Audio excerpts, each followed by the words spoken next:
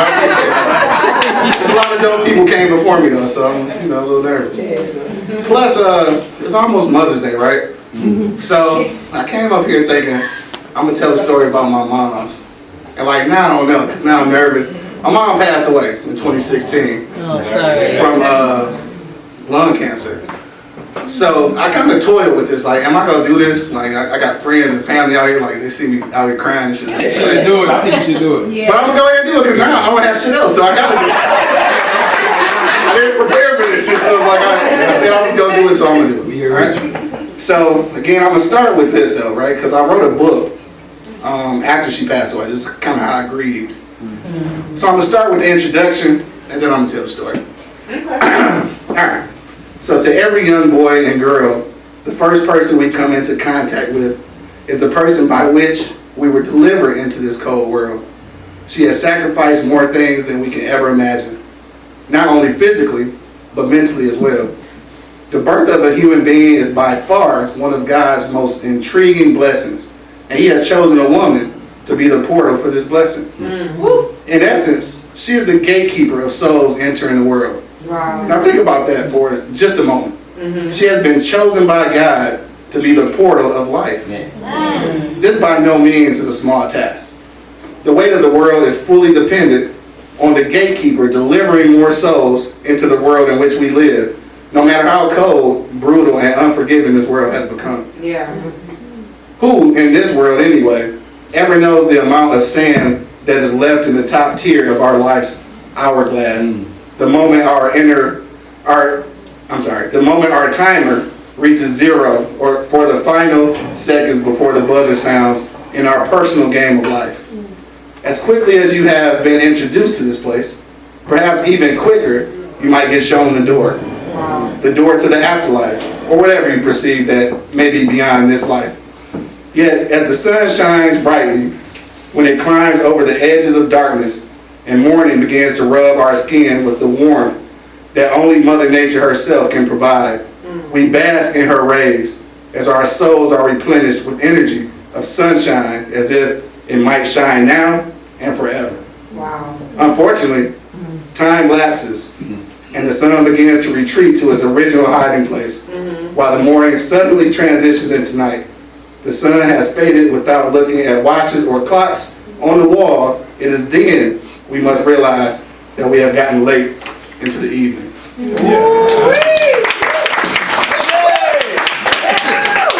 That's the name of the book, right? Late into the evening. And I cried like a baby when I wrote this book. I was going to tell you that. So what happened, I was in Colorado at the time, working at Comcast, I believe. So I got a phone call from my mom's, and she had been sick, so we was having a conversation.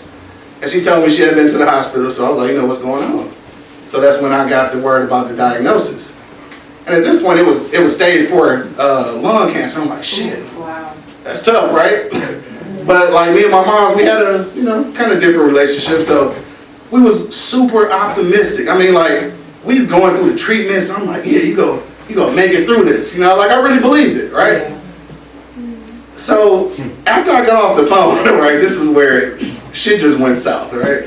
I got off the phone and I decided to go to my Googles. Pull out the phone, let me Google this shit. Not Dr. Google, right? So a person experiencing stage 4 lung cancer, what is the life expectancy? What did I do that shit for? Right? No, for real. So I typed it in and it said, maybe 6 months. Oh. Man, I threw that phone down. Wow. I cried like a baby, though. I'm talking about, I cursed God. I was mad at everybody. Like, don't fault me for that. I did curse God. I mean, several times for a long time. We had beef, but we cool now.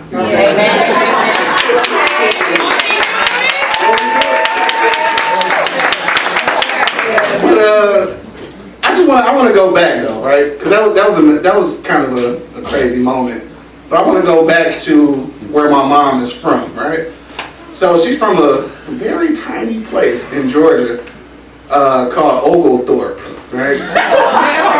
Never heard of it. If I pronounce like my grandma pronounced it, she said Oglethorpe. Because people back then, they was just talking like I haven't. But It's Oglethorpe, right? So it's like maybe 200 miles south of Atlanta, and that's where she's from. Now, the strange thing about Oglethorpe, though, and I couldn't verify this, but the elders told me back in the 1850s, 1860s, that they had been overcome with smallpox, smallpox outbreak, right?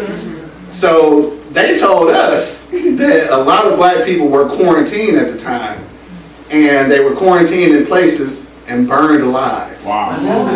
Now, I could never verify that because, of course, if it happened for real, like, nobody's going to document that shit, right? So I went to go try to do some fact checking, and indeed, it says there was an outbreak and that people fled the city, but nobody said anything about people being burned alive. So I really think that shit happened. I'm not sure. I'm not going to say that my grandma and my aunties were lying because, like, I feel like they was telling the truth. And this is where my mom is from, right? It's crazy. Now, not even too far from there, I think like maybe 9 miles away, actually, is a place called Andersonville.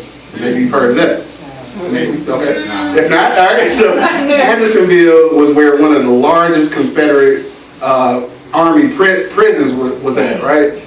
Responsible for over 13,000 Union soldiers' death, right? So you got to imagine, this is where she grew up. Right. And can you just imagine like the tension that's in that place? Like that shit don't die. Like it's all around you. Yeah. So she transcended that, right? Yeah. So there was some quiet resilience about my mom. Wow. So I do definitely declare that about her. I actually wrote a poem about Oglethorpe. I want to read that really quick. And then we go get back to what's going on, right? All right, so Oglethorpe, or as my grandma would say, Oglethorpe. Miles past Atlanta, off in dusty dirt roads, a house sits sturdy on land owned by generations, past and future, thus holding way for a representation for generations to come. Tucked away from highways, traversing urbanized decay, leading into a grove planted with seeds of yesteryear, grown into flowers of today.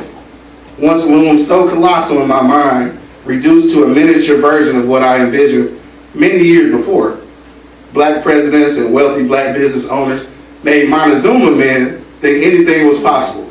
Unbeknownst to most, and draped by a mental cloak disguised ever so slightly to escape detection and hold the slave in shackles with no actual chain. Reactions go unnoticed, drenched in false serenity, somehow satisfied with how life has stalled. Drop anchors hold fast to what has been no less imprisonment than Alcatraz, minus physical bars. Personified by classist greed of a country born off sweat from brows, former kings and queens, attempting to erase mental recollection after being reduced to a month of 29 days. And it's not shortchanged enough, scholastic pages disintegrated, flames extinguished, once burned so bright as the North Star that pointed to freedom. Existence lay precious on shoulders, strapped slinging cotton worn on streets laced in blood. Leaked from bodies falling prey to savages, no regard to life, just a name on cotton once picked by scorn, persecuted hands, placed together praying for a future. We hardly respect, but no respect to what has granted what we often take for granted.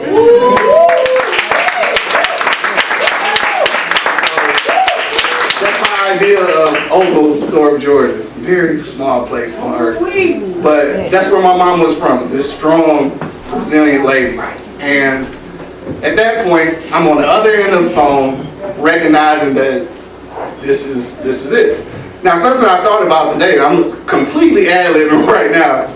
My boy E is sitting right here. What up, E? And what up, E? And what's crazy about this is that I can't remember what month that him and his wife were going to get married, but they ended up moving the date to like January, February. So I came into town to go to the wedding, and then I hung out. I surprised my mom, so I hung out with her, went to church and everything. Now this is before we found out about the sickness. Yeah. So I had a chance to hang out with her. We went to church and went to my grandma's house. We did all kinds of things. never realizing that this was going to be the last time that we'd be able to kick it. So shout out to my man E.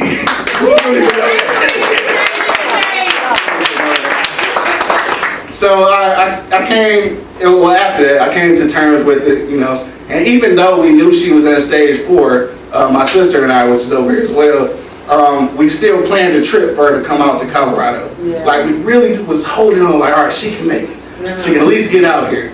But you know, time fell kind of short. But before my birthday, I was coming home anyway, and I remember my sister called me maybe about a week or so before, and she was like, yeah, you need to come home. I'm like, I'm coming home for my birthday, I'll be there. She's like, no, you need to come now. And then my brother got on the phone, and he was like, yeah, get on the plane. Wow. And then that was it was quiet. I'm like, hello? You still here? So they were serious. So I came home, and the funny thing about my mom, like we had this kind of crazy relationship. And this was weird. I told her that she should have never done this, but she had told the nurses that she was waiting on me to get there.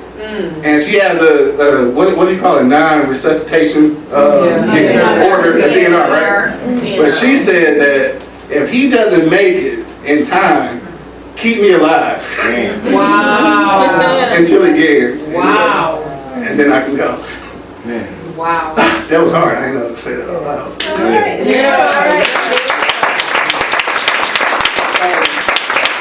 Anyway, so I get there, and I learned this because the nurse tell me this when I get there. Yeah. And so I'm like, what? So I'm kind of mad. Like, why would you say that? Like, if you gotta, you know, if you're like, you gotta check out, you know, go ahead and get up out of here. For real. Don't chill on my behalf. But see, that's the relationship I have with my mom. Yeah. So I come in, and she has this mask on. And like, for whatever reason, she opened her eyes, and I looked at her, and she smiled, and I started laughing. Wow. So she trying to talk. She's like, "What you laughing about?" I was like, "Shit, you look like me, right?" I got sleep apnea, right? So I see her sleep apnea. So we laughed. I was like, "Shit, you look like me." So she laughed, and then she was trying to talk, and I was like, you know, just like go to sleep, and when you wake up in the morning, you know, I'll be here. So I stayed with her that night. And then maybe about 2 days later, she was transitioning fast. So they was like, you know what y'all want to do? So we did hospice, and we took her home. And I think from there, she lasted about, I guess about 3 days. But like, I exhausted all of that. And I ain't gonna lie, I really just told this story because it's almost Mother's Day. And some people have ridiculously fucked up relationships with y'all moms. So I'm just saying, fix that shit. That's all I'm saying. Fix that shit. Whatever you going through, whether your daughter, a sibling, or kids, whatever, fix that shit, because in real life, I know it's cliche, but life is just way too short now. That's it. That's all I got.